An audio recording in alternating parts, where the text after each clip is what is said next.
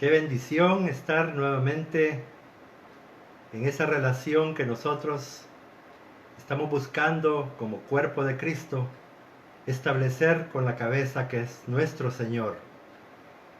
Esta noche, hermanos, con la ayuda del Señor, con la ayuda del Espíritu Santo, vamos a desarrollar y terminar el tema que comenzamos el lunes anterior.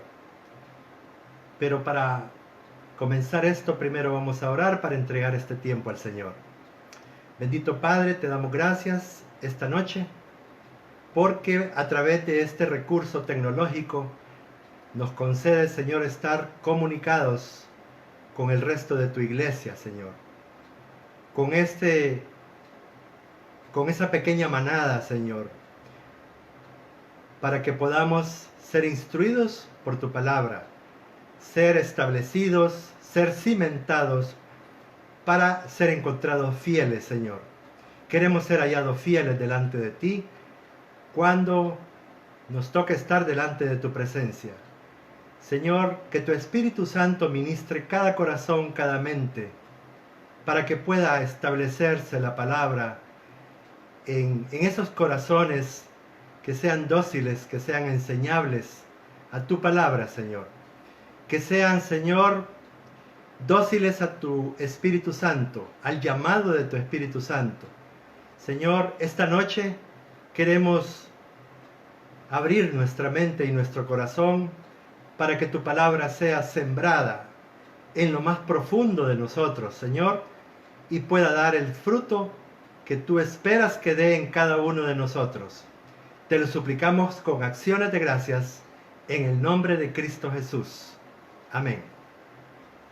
Bien, hermanos, el miércoles anterior estuvimos nosotros viendo a través de la palabra ese ejemplo maravilloso, asombroso, que nuestro Dios nos da a través de esos tres príncipes, de Sadrach, Mesach y Abednego, de cómo ellos se mantuvieron firmes a la amenaza que les hizo el rey Nabucodonosor y no cedieron ante el hecho de la amenaza a muerte que él les hizo para que adoraran y se postraran delante de una estatua. Nosotros hemos visto a través de las Escrituras que el Dios que se ha manifestado a través de todas las épocas, que es el Espíritu de Jesucristo moviéndose a través del Antiguo Testamento, es el que hoy tenemos nosotros, por la gracia de Dios, tenemos nosotros acceso a eso. Tenemos acceso al trono de la gracia para encontrar misericordia y hallar gracia para el oportuno socorro.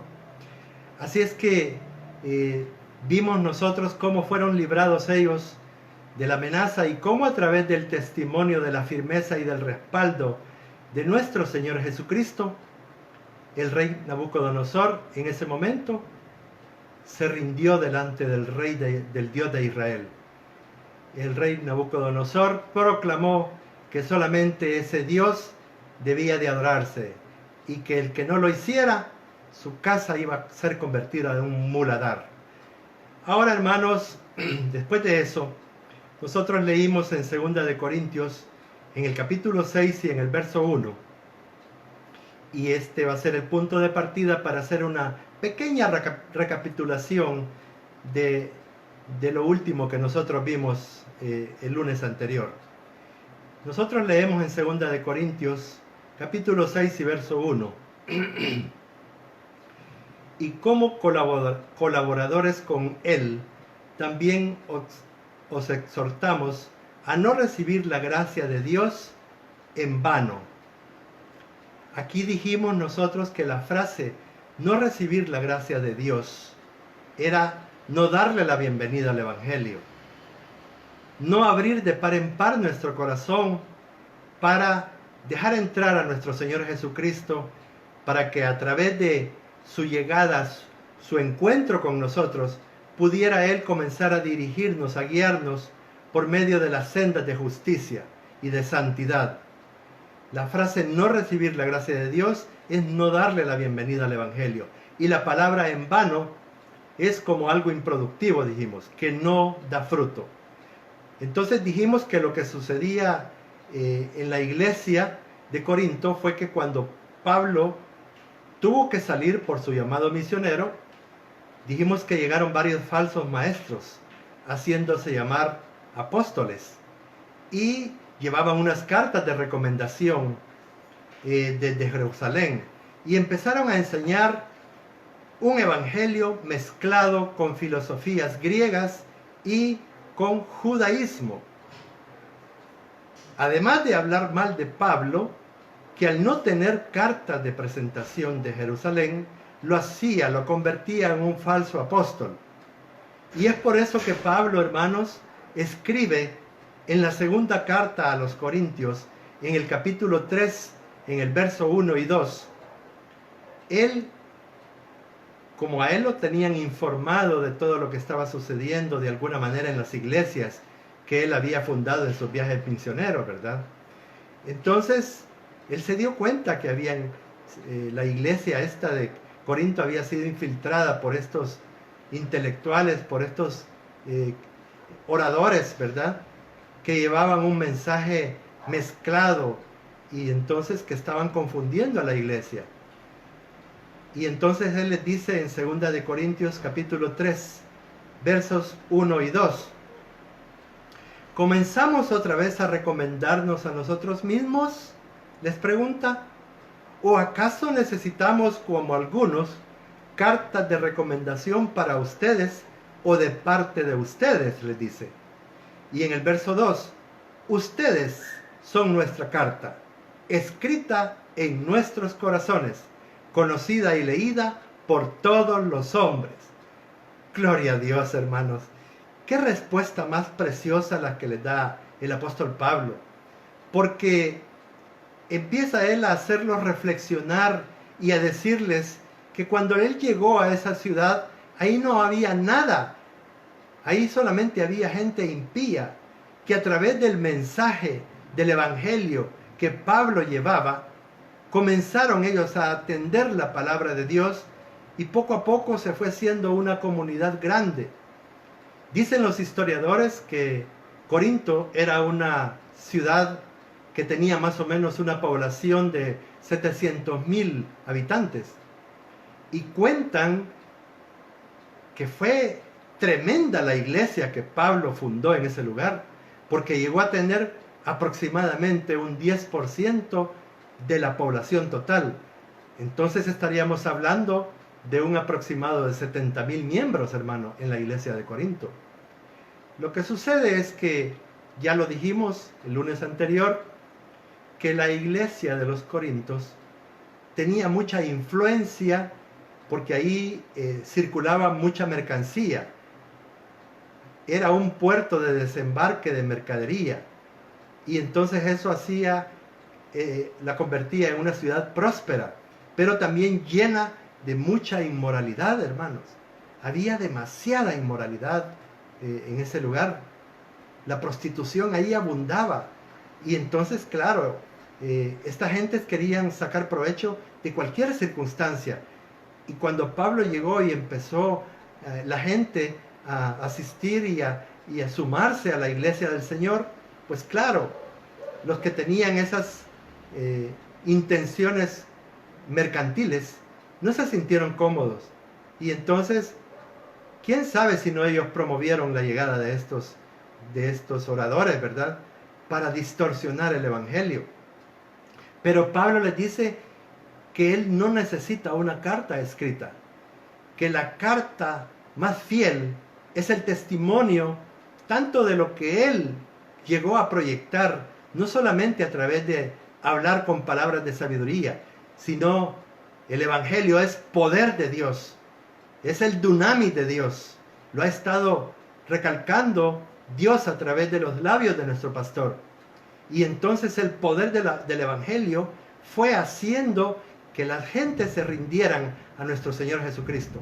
Pero en este momento estaba sucediendo esa situación de que esta gente tenían confundida a las personas, ¿verdad? Porque ellos tenían mucha elocuencia y eran muy astutos. Y entonces la gente le empezó a prestar atención a ese vocabulario fluido que ellos tenían. Y entonces dijimos que cuando ellos empezaron a atacar a Pablo, diciéndole que a lo mejor era un falso apóstol, y a señalar que su evangelio era incompleto por no exigir la circuncisión a los nuevos convertidos y la práctica de las leyes que recibieron a través de Moisés. Estos eran los judaizantes. Y resulta que la iglesia, dijimos que Pablo plantó en los 18 meses que estuvo ahí, no lo defendió. Se quedaron callados debido a que estaban confundidos, hermano. Ellos estaban confundidos por la mezcla que estaban recibiendo y a la que le habían prestado mucha atención por esa elocuencia y esa astucia de los oradores que se habían infiltrado en las iglesias. Hermanos, dijimos también, hicimos una afirmación que a nosotros nos debe de servir y debemos de atesorar esta verdad en nuestro corazón, que la mezcla del evangelio produce una falsa vida cristiana. Cualquiera que esté enseñando, hermanos, el evangelio mezclado con filosofías huecas, dice la palabra, con humanismo, con legalismo o con doctrinas de hombres, hermano, eso siempre va a llevar a que la gente que le preste atención a eso, tarde o temprano, se va a apartar del evangelio, porque ya están adulterando la palabra. La palabra que tiene poder es la sana doctrina de Jesucristo. Es la que está basada 100% en las Escrituras, en la Biblia. Y hermanos, nosotros no ignoramos que las multitudes siempre se les ha facilitado, siempre les ha costado menos prestar atención a filosofías huecas o a esas corrientes humanistas que son consecuentes con los deseos de su propio corazón. Pero son gentes que no han rendido su corazón al Señor. Son gentes que su corazón no ha sido regenerado. Entonces, para alguien que quiere seguir viviendo conforme a la corriente de este mundo, no, hombre, si eso le alegra cuando empiezan a hablar de doctrinas de la prosperidad o de que usted siembre esto y el Señor le va a devolver 10 o 100 veces más, etc. Pero nosotros, hermanos, tenemos que esforzarnos por mantener la pureza del evangelio. Porque, claro, el evangelio a estas personas no les satisface, a las que andan buscando otras cosas en su corazón, a las que no andan buscando la salvación, a las que no andan buscando a nuestro Señor Jesucristo. A estas personas no les satisface el evangelio puro. ¿Por qué no les satisface? Lo dijimos el lunes y mencionamos 4 aspectos, hermano, que no los numeré, sino que solo los dije. Pero los 4 aspectos el primero es la separación que debemos de hacer con el mundo. Es necesario que cuando nosotros empecemos a caminar en el evangelio, tiene que haber una separación de toda la corriente de este mundo. Eso no es tan sencillo, hermanos. Eso no es muy fácil. Habemos muchos cristianos que cuando comenzamos a caminar en el evangelio, en nuestros primeros meses, las primeras semanas, cuando todavía nosotros no sabíamos de qué se trataba esto, solamente habíamos encontrado que algo había nacido en nuestro corazón, que una esperanza había nacido en nuestro corazón, pero no alcanzábamos a discernir de qué se trataba, la grandeza del evangelio. Y entonces la separación debemos hacerla con este mundo. Por eso en el evangelio de Juan, en el capítulo 17 y en el versos 14 al 16, nuestro Señor Jesucristo da una exhortación cuando Él está orando por las personas que ya estaban siendo seguidores, discípulos de Él. Juan, el Evangelio de Juan, capítulo 17, versos del 14 al 16.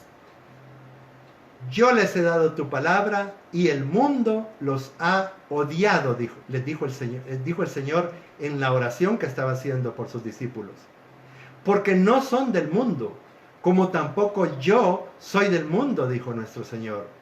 Y en el verso 15 dice, no te ruego que los saques del mundo, sino que los guardes. Esta versión dice, del poder del maligno. Nuestro Señor Jesucristo estaba consciente que el maligno ejerce poder, sobre todo en los recién convertidos o en los que no tienen un buen fundamento bíblico, hermanos. Por eso es tan importante que nosotros nos interesemos en leer las Escrituras, en leer la palabra y en tratar de entenderla. Cuando nosotros no entendamos una parte, una porción de la Biblia, pues tenemos la oportunidad de preguntarle a nuestro pastor, a las personas que han comenzado esta caminata antes que nosotros y que ya tienen un poco más de discernimiento que nosotros. Tenemos que ser humildes y pedir consejo, hermanos. Así que no te ruego que los saques del mundo, sino que los guardes del poder del maligno. Y en el verso 16, miren lo que dice nuestro Señor. Ellos no son del mundo, como tampoco yo soy del mundo. Hermanos, un hombre de Dios dijo hace poco que nosotros no somos ciudadanos de la tierra buscando llegar al cielo. Él dijo, nosotros realmente somos ciudadanos del cielo, que estamos de paso por la tierra. Estamos nada más preparándonos, cumpliendo todas las funciones que el Señor nos ha encomendado aquí en la tierra. Pero sobre todo, estamos desarrollando el carácter de Cristo en nosotros. Y eso, lo que nos permite desarrollar ese carácter, hermanos, son las dificultades, son las pruebas, son las cosas que no nos salen bien, son las personas a las que Dios acerca a nosotros y que nos empiezan a esmerilar, hermanos. Necesitamos ser esmerilados algunas veces. Nos duele mucho.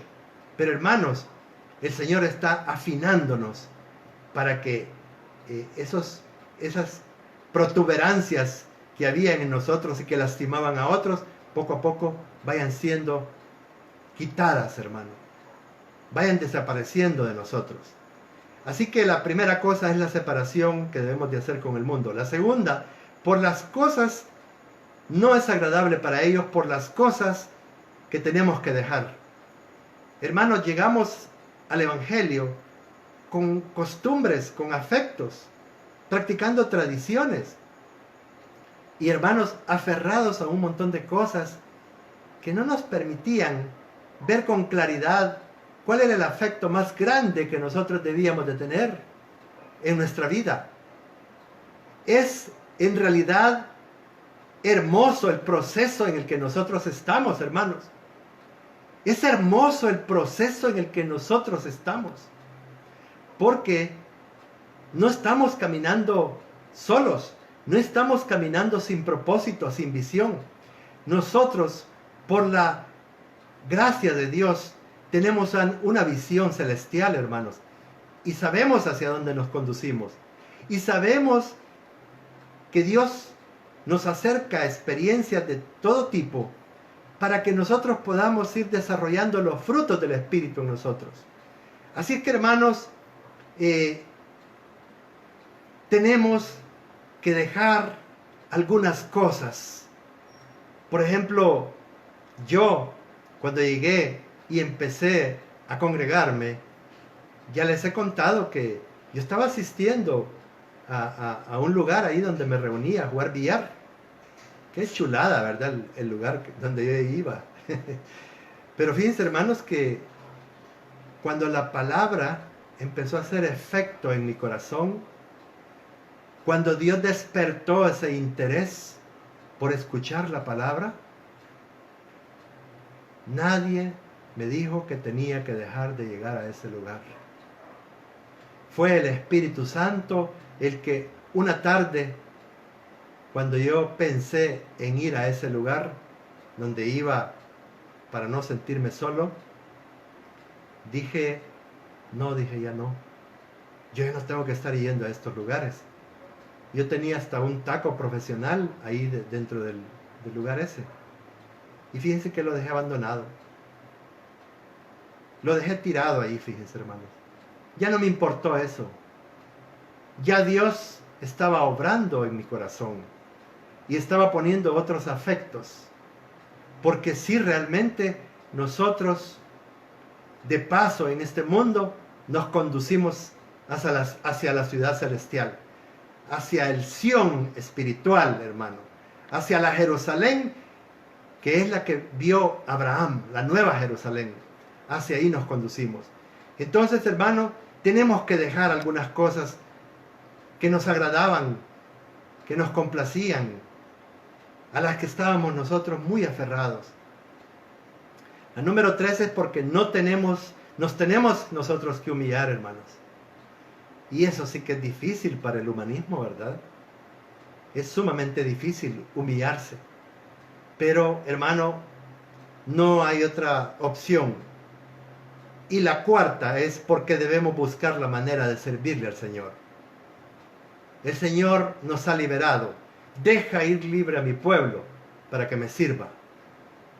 Esa es la razón por la que el Señor nos ha liberado. Para que ahora nosotros tengamos un sentido de pertenencia, un sentido de propiedad y tengamos, hermano, una visión que perseguir. Gloria a Dios, que cada uno de los que formamos parte de esta iglesia del Señor, donde el Señor nos ha traído al tabernáculo de Sión, tenemos sentido de pertenencia. Sabemos que le pertenecemos a Jesucristo. Nuestra identidad está en Cristo, hermanos. Cristo es nuestra identidad. Ya no andamos buscando en personajes, en actores, en actrices, en estrellas de deportes. No, hermano, ya no.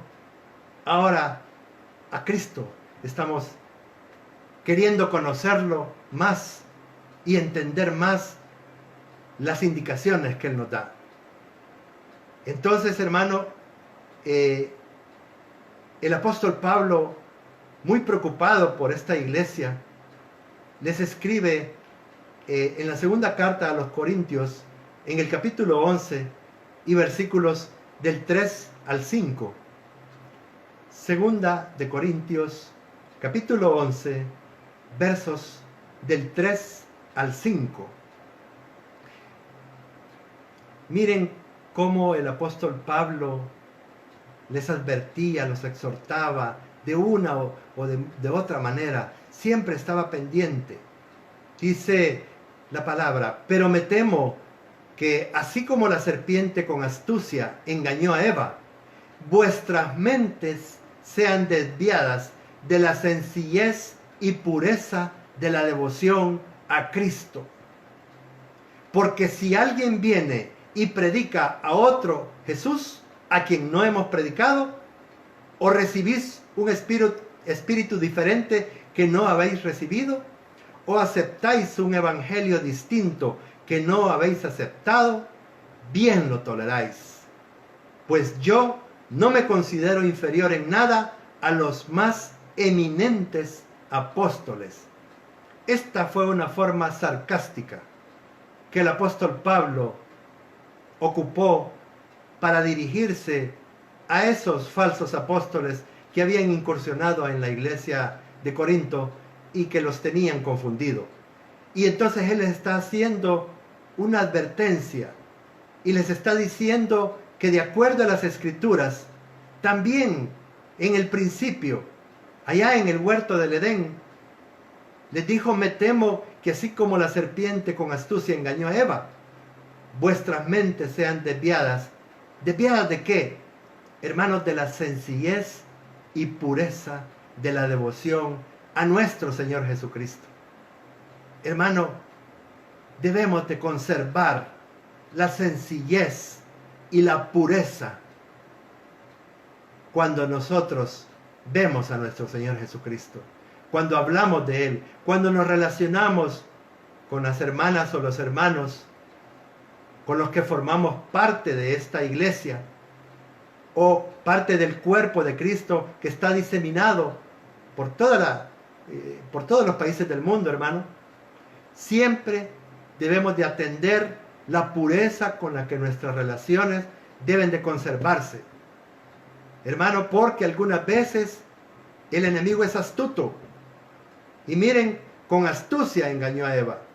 Y no podemos permitir que nuestras mentes sean desviadas del enfoque principal que nosotros tenemos. Nosotros estamos enfocados, hermano, en nuestro Señor Jesucristo, en la obra redentora que está haciendo en cada uno de nosotros y en nosotros como instrumentos para servir de instrumento para llegar a los lugares donde el Señor nos envíe. Así es que tenemos que prestarle atención a esto. Verso 4. Porque si alguien viene y predica a otro Jesús, a quien no hemos predicado, o recibís un espíritu diferente que no hayáis recibido, o aceptáis un evangelio distinto que no hayáis aceptado, bien lo toleráis. Les está diciendo que ellos en los 18 meses estuvieron recibiendo la sana doctrina, estuvieron siendo discipulados por el apóstol. Y ahora de repente se estaban presentando falsos apóstoles con una mezcla. Y les dice, ¿cómo es que ustedes están aceptando esto? Si cuando yo me vine de la iglesia, ustedes habían creído en el único, en el que debemos de creer, en el evangelio de nuestro Señor Jesucristo. Pero hermanos, el problema persiste a lo largo de la historia. Porque muchas veces la raíz del problema es escuchar herejías que siempre andan rondando por ahí en todas partes, hermano.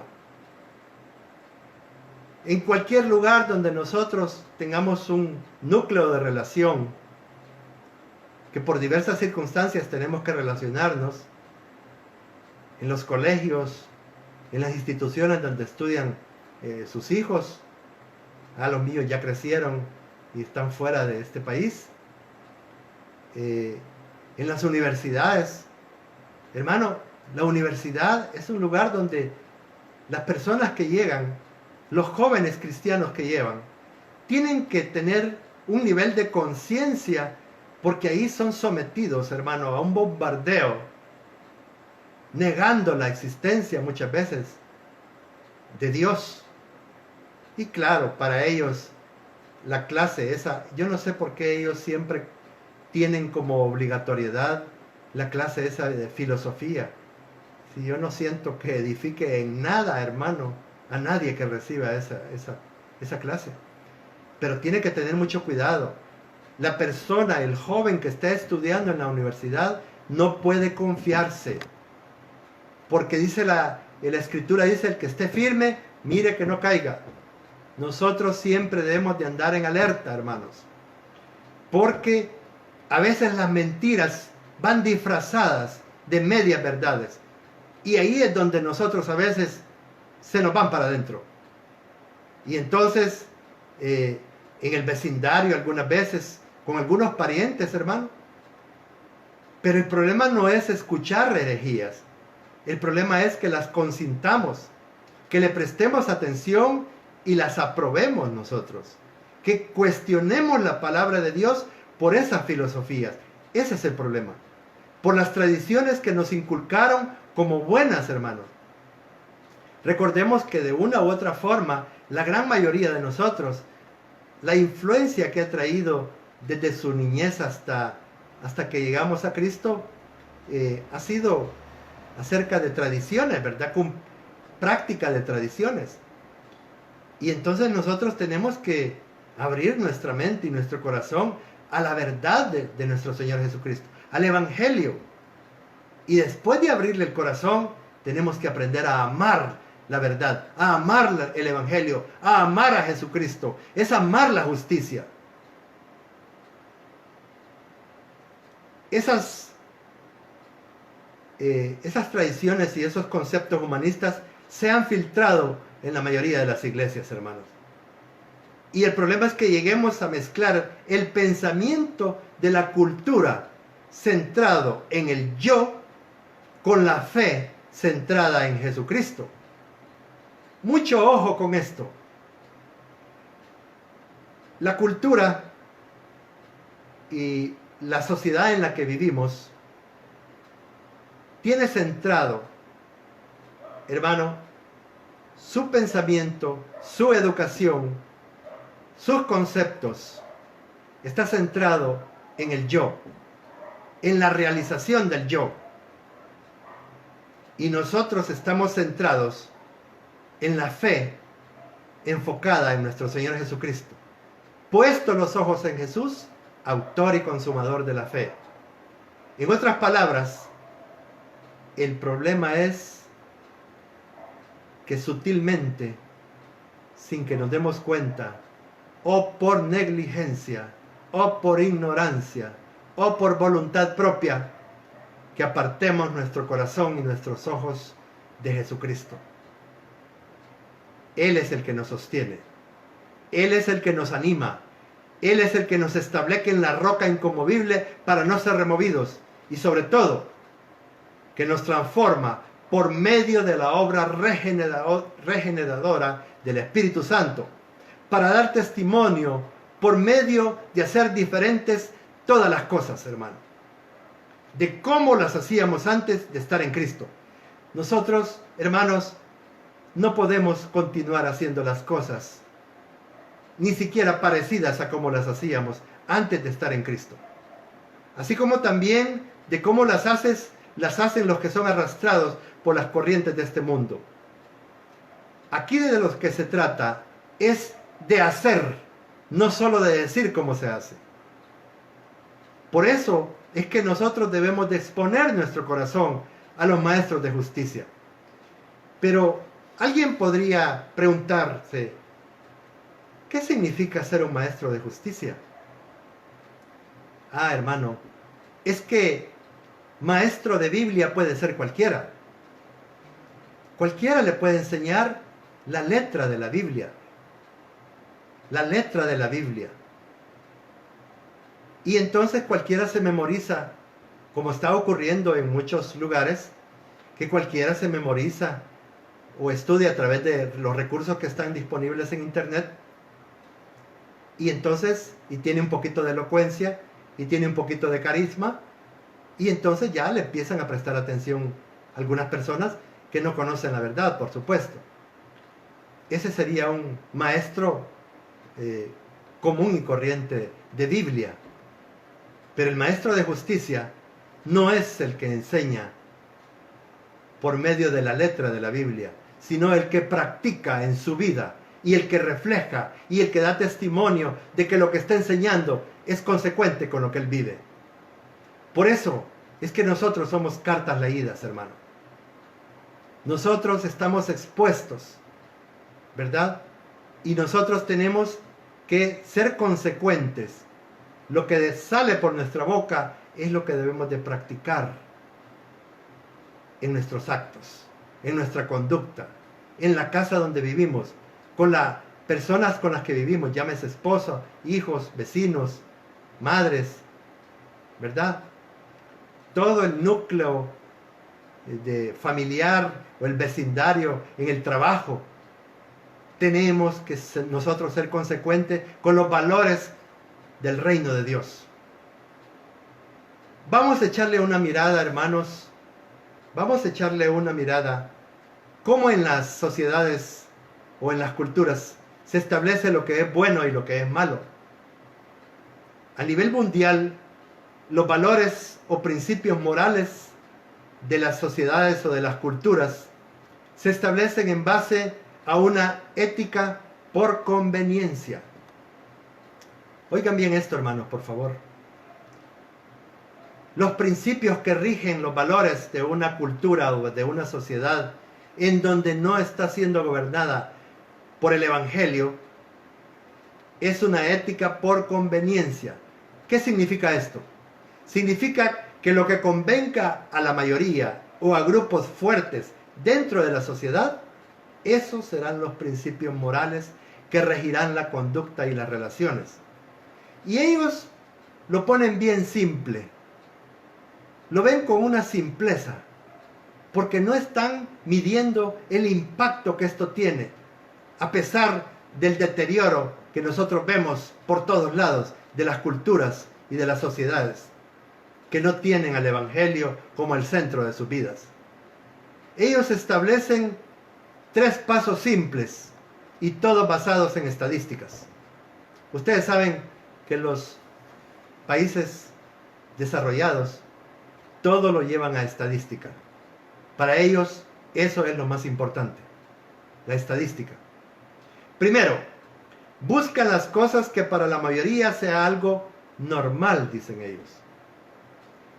O sea que ellos clasifican como normal lo que practica la mayoría dentro de esa cultura, dentro de esa sociedad.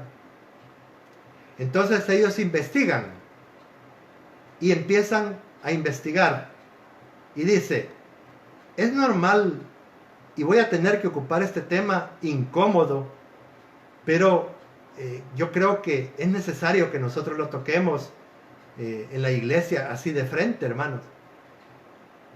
Ellos, por ejemplo, preguntan, ¿es normal las relaciones sexuales prematrimoniales? Y empiezan a pasar esa encuesta. Y a través de la respuesta de la mayoría de las personas, vuelvo y repito, que no tienen a Cristo en el corazón, entonces para la cultura dentro de nuestra sociedad incluso, dicen, sí, es normal. ¿O no es cierto que antes de llegar a Cristo nosotros veíamos como normal eso? Viene la segunda. A partir de establecer que es normal para la mayoría, entonces lo comienzan a normar, metiendo la justificación que es una necesidad humana. Primero, lo convierten en algo normal porque la mayoría lo practica. Después, lo trasladan a que eso que es normal porque la mayoría lo practica es una necesidad humana. Al decir eso, lo califican de bueno para el desarrollo. No, dicen, esto es bueno para el desarrollo de los jóvenes, porque ellos necesitan saber si son compatibles antes de tener un compromiso o de que se casen. Esa es una mentira del adversario, es una mentira de Satanás, que la humanidad ha creído, pero lo más delicado es que la iglesia, cuando no tiene un fundamento fuerte en su corazón, también cae. Y eso nos lleva a la tercera cosa. Entonces ellos dicen, si lo que la mayoría hace, hermano, es normal, y si es normal, se convierte en una necesidad y es bueno. Entonces quiere decir que todo lo que se oponga a lo que es bueno, ¿qué es? Por supuesto, malo. Todo lo que se oponga a lo que es bueno es malo. Por lo tanto, todos los valores morales que nosotros como cristianos, que las madres y los padres con hogares cristianos están batallando, hermanos, en una lucha contracorriente. Tenemos que estar conscientes que nosotros estamos contracorriente. ¿Por qué? Porque nos hemos apartado del mundo. Porque Jesucristo dijo que no somos del mundo. Hermano, hay una resistencia tremenda en esto. Entonces vienen los valores morales que como cristianos estamos luchando por practicar e inculcar a nuestros hijos y a los jóvenes, como la castidad, como la sujeción, como la santidad, como la virginidad. Nos califican de malos, de anticuados, de intolerantes, de retrógradas, de en qué siglo estás viviendo. ¿Qué no te das cuenta que el siglo XXI es de libertad? No podés tener sometida a tu hija, tenés que darle libertad. Tenés que dejarla salir a fiestas. Y por ahí, una serie de eslogan con las que estamos, el pueblo de Dios, el cristiano, está siendo bombardeado. Hermano, lamentablemente, estos valores culturales son efímeros, de corta vida, porque siempre que son por conveniencia, lo que hoy es normal para la mayoría, al evaluar los resultados, lo van a cambiar. Porque los principios de las culturas cambian. Pero hermanos, hay algo que no cambia. Lo único que no cambia es la palabra de nuestro Señor. La palabra de nuestro Señor no cambia. Vienen modas, pasan modas, vienen corrientes, pasan las corrientes y la palabra se mantiene firme, fiel, hermano. Dice el Salmo 119 en el verso 160.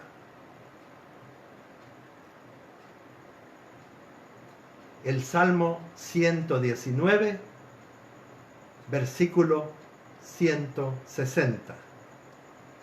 Dice: la suma de tu palabra es verdad, y eterna cada una de tus justas ordenanzas. Hermanos, no debemos de doblegar nuestra convicción, nuestros fundamentos bíblicos, el Evangelio, la verdad, la gracia de Dios. No podemos nosotros menospreciarla bajo ninguna circunstancia. Tenemos que mantenernos firmes. Por supuesto, la firmeza no quiere decir grosería. No. La firmeza no quiere decir maltrato. No. La firmeza quiere decir convicciones que no se mueven porque están fundamentadas en la palabra de Dios. Están fundamentadas en la roca inconmovible que es Jesucristo.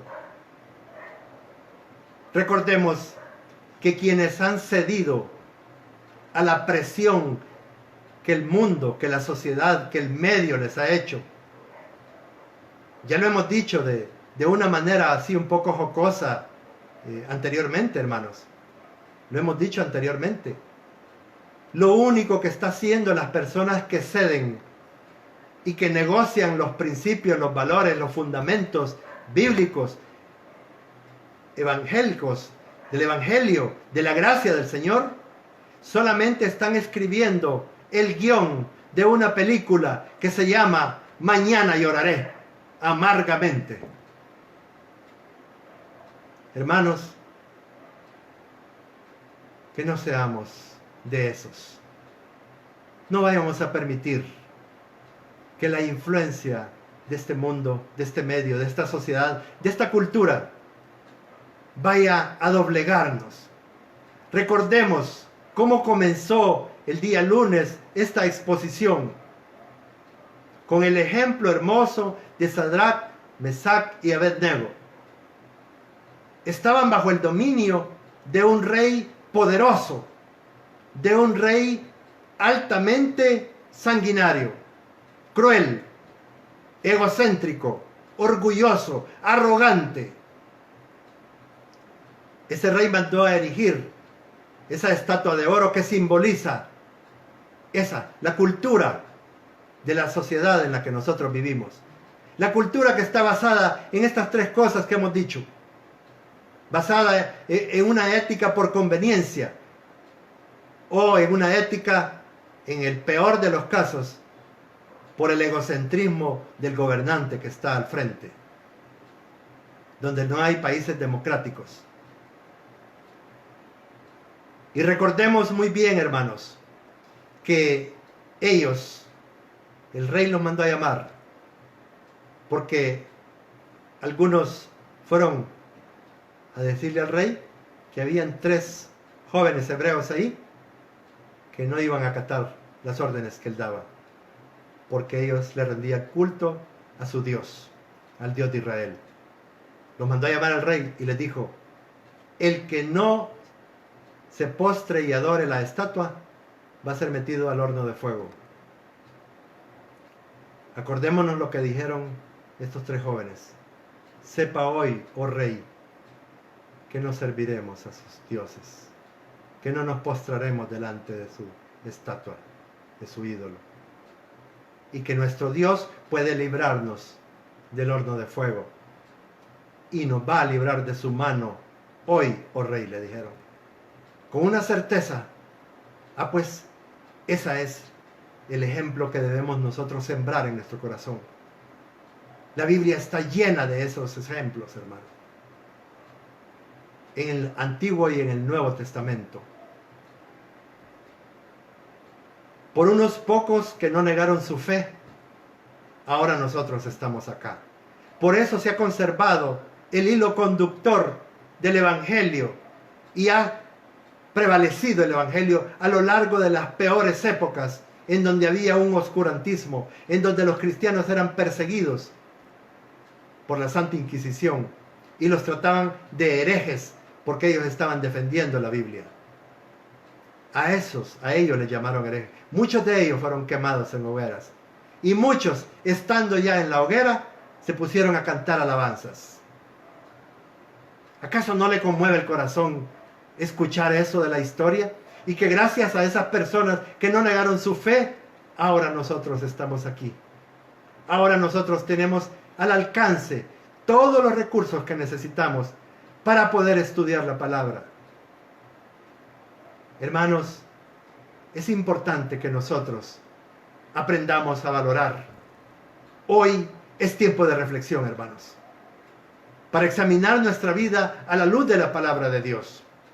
Si alguno de nosotros considera que en alguna o en algunas áreas no ha estado valorando, apreciando o aprovechando la gracia de nuestro amoroso Dios, hoy es tiempo para que lo reconozcamos, hermano.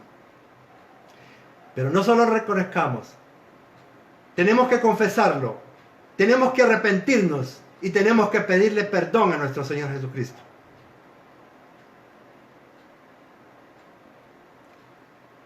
Tenemos que suplicarle, hermanos, que nos conceda una nueva oportunidad. Yo quiero invitarlos esta noche. Quiero invitarlos, hermano, a orar en esta hora. Hoy vamos a orar, hermanos, sabiendo que probablemente no habíamos prestado mucha atención a todas las circunstancias por las que nos sentimos muchas veces tentados a comportarnos como lo hace la sociedad y la cultura donde nosotros vivimos. A veces nos extralimitamos en las situaciones en las que nosotros, sí es cierto, debemos armonizar con la cultura, pero no entregar, no negociar nuestros valores, no negociar el Evangelio, no negociar la gracia de Dios. Por eso es que la oración de esta noche va a ser quizá un poco diferente a las de las noches anteriores.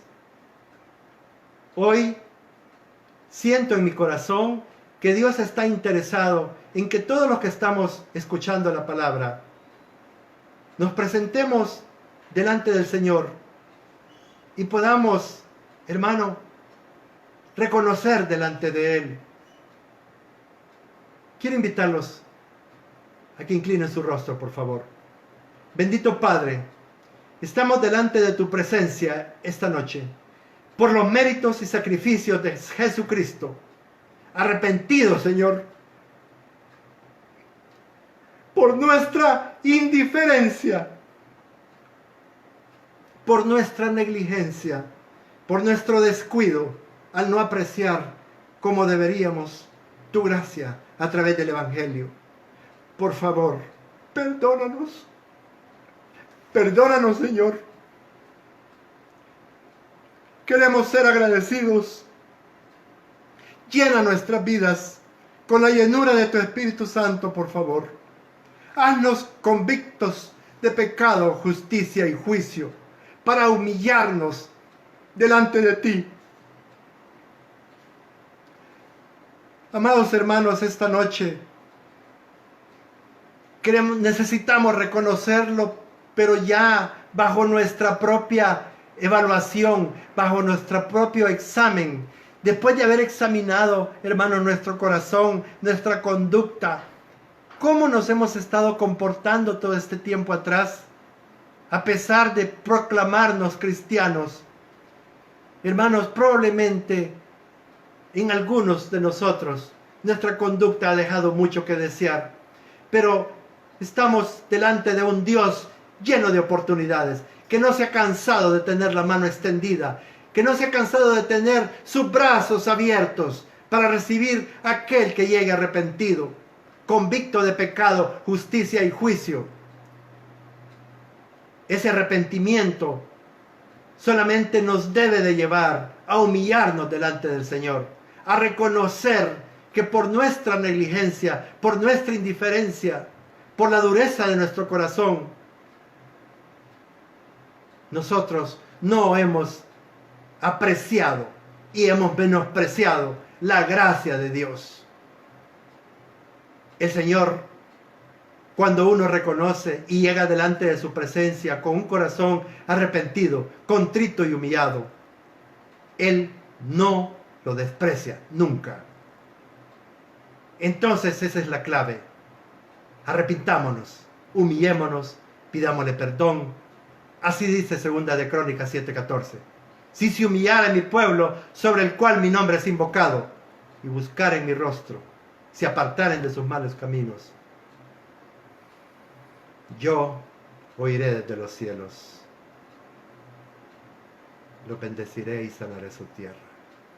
Hermanos, esta es una noche de reconocimiento. Es una noche no solo de reflexión, es una noche donde debemos, hermanos, de hacer las cosas como Dios nos está diciendo que las hagamos. Yo espero que el Espíritu Santo haya tocado los corazones, haya movido las voluntades, haya movido la boca, para que cada uno de los que estamos ahorita reunidos por medio de este recurso hermoso, hayamos podido reconocer, y si no lo hemos hecho, hagámoslo. Yo quiero invitarlo a que lo hagamos, porque necesitamos la misericordia del Señor. Necesitamos que Él sane la tierra. Necesitamos que nos dé denuedo para predicar este evangelio en todo el mundo, para testimonio a todas las naciones. Necesitamos prepararnos para la segunda venida de nuestro Señor Jesucristo. Y eso solamente lo vamos a conseguir si nosotros le damos el verdadero valor, el aprecio, el amor al evangelio, a la gracia de Dios. Hermanos, que el Señor bendiga sus hogares, sus matrimonios, sus hijos, su familia, sus madres, sus padres, sus vecinos. Todas las familias aquí representadas sean benditas en el nombre de nuestro Señor Jesucristo. Amén y amén.